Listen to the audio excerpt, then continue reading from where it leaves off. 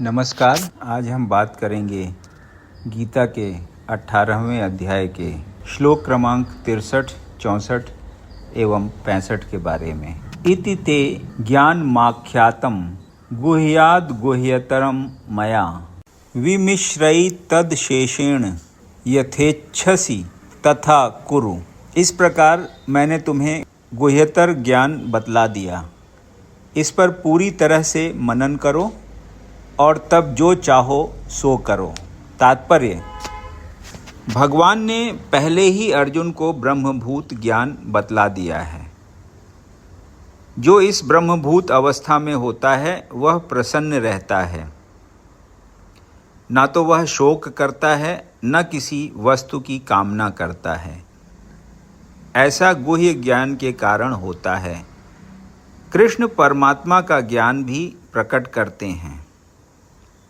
यह ब्रह्म ज्ञान भी है, लेकिन यह उससे श्रेष्ठ है।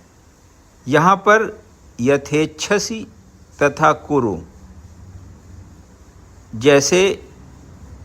जैसी इच्छा हो वैसा करो, यह सूचित करता है कि ईश्वर जीव की यत्किंचित स्वतंत्रता में हस्तक्षेप नहीं करता। भगवत गीता में भगवान ने सभी प्रकार से यह बतलाया है कि कोई अपनी जीवन दशा को किस प्रकार अच्छी बना सकता है। अर्जुन को उनका सर्वश्रेष्ठ उपदेश यह है कि हृदय में आसीन परमात्मा की शरणागत हुआ जाए। सही विवेक से मनुष्य को परमात्मा के आदेशानुसार कर्म करने के लिए तैयार होना चाहिए। इससे मनुष्य निरंतर कृष्ण भावनामृत में स्थित हो सकेगा, जो मानव जीवन की सर्वोच्च सिद्धि है। अर्जुन को भगवान प्रत्यक्षतः युद्ध करने का आदेश दे रहे हैं। भगवत शरणागत होना जीवों के सर्वाधिक हित में है। इसमें परमेश्वर का कोई हित नहीं है।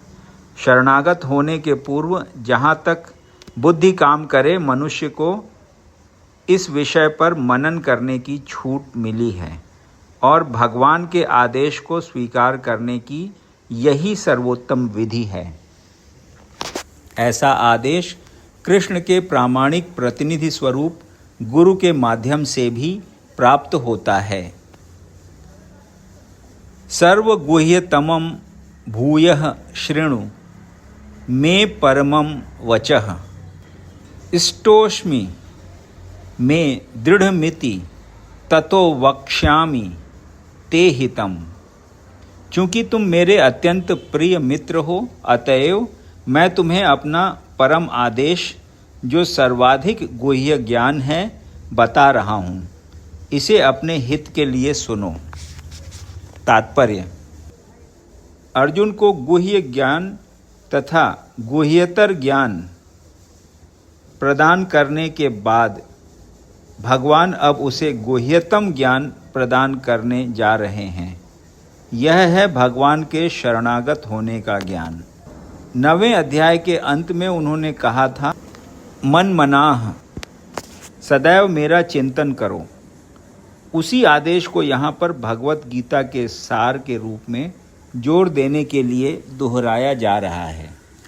यह सार सामान्य जन की समझ में नहीं आता, लेकिन जो कृष्ण को सचमुच अत्यंत प्रिय है, कृष्ण का शुद्ध भक्त है, वह समझ लेता है। सारे वैदिक साहित्य में यह सर्वाधिक महत्वपूर्ण आदेश है। इस प्रसंग में जो कुछ कृष्ण कहते हैं वह ज्ञान का सर्वाधिक महत्वपूर्ण अंश है और इसका पालन न केवल अर्जुन द्वारा होना चाहिए, अपितु समस्त जीवों द्वारा होना चाहिए। मन्मना भव मद्भक्तो मद्याजी माम नमस्कुरु मामे वैश्यसि सत्यम ते प्रतिजाने प्रियो असि में। सदैव मेरा चिंतन करो, मेरे भक्त बनो, मेरी पूजा करो और मुझे नमस्कार करो। इस प्रकार तुम निश्चित रूप से मेरे पास आओगे। मैं तुम्हें वचन देता हूँ, क्योंकि तुम मेरे परम प्रिय मित्र हो। तात्पर्य: ज्ञान का गुह्यतम अंश है कि मनुष्य कृष्ण का शुद्ध भक्त बने, सदैव उन्हीं का चिंतन करे और उन्हीं के लिए कर्म करें। व्यावसायिक ध्यानी बनना ठीक नहीं। जीवन को इस प्रकार ढालना चाहिए कि कृष्ण का चिंतन करने का सदा अवसर प्राप्त हो। मनुष्य इस प्रकार कर्म करे कि उसके सारे नित्य कर्म कृष्ण के लिए हों। वह अपने जीवन को इस प्रकार व्यवस्थित करे कि 24 घंटे कृष्ण का ही चिंतन करता रहे। और भगवान की यह प्रतिज्ञा है कि जो इस प्रकार कृष्ण भावनामय होगा वह निश्चित रूप से कृष्ण धाम को जाएगा, जहाँ वह साक्षात कृष्ण के सानिध्य में रहेगा। यह गुह्यतम ज्ञान अर्जुन को इसीलिए बताया गया क्योंकि वह कृष्ण का प्रिय मित्र है। जो कोई भी कृष्ण के पथ का अनुसरण करता है वह कृष्ण का प्रिय सखा बनकर अर्जुन जैसी ही सिद्धि प्राप्त कर सकता है। ये शब्द इस बात पर बल देते हैं कि मनुष्य को अपना मन उस कृष्ण पर एकाग्र करना चाहिए जो दोनों हाथों से वंशी धारण किए, सुंदर मुख वाले और अपने बालों में मोरपंख धारण किए हुए सांवले बालक के रूप में हैं। कृष्ण का वर्णन ब्रह्म संहिता तथा अन्य ग्रंथों में पाया जाता है। मनुष्य को परम ईश्वर के आदि रूप कृष्ण पर अपने मन को एकाग्र करना चाहिए। उसे अपने मन को भगवान के अन्य रूपों की ओर नहीं मोड़ना चाहिए। भगवान के नाना रूप हैं, यथा विष्णु, नारायण, राम, वराह आदि। किंतु भक्त को चाहिए कि अपने मन को उस एक रूप पर केंद्रित करे जो अर्जुन के समक्ष था।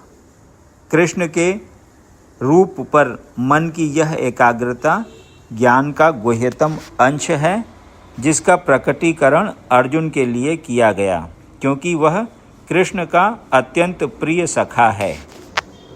यदि आपको ये वीडियो पसंद आया तो इसे लाइक करें और ऐसे ही अन्य वीडियोज़ को सुनने के लिए इस चैनल को सब्सक्राइब करें। धन्यवाद।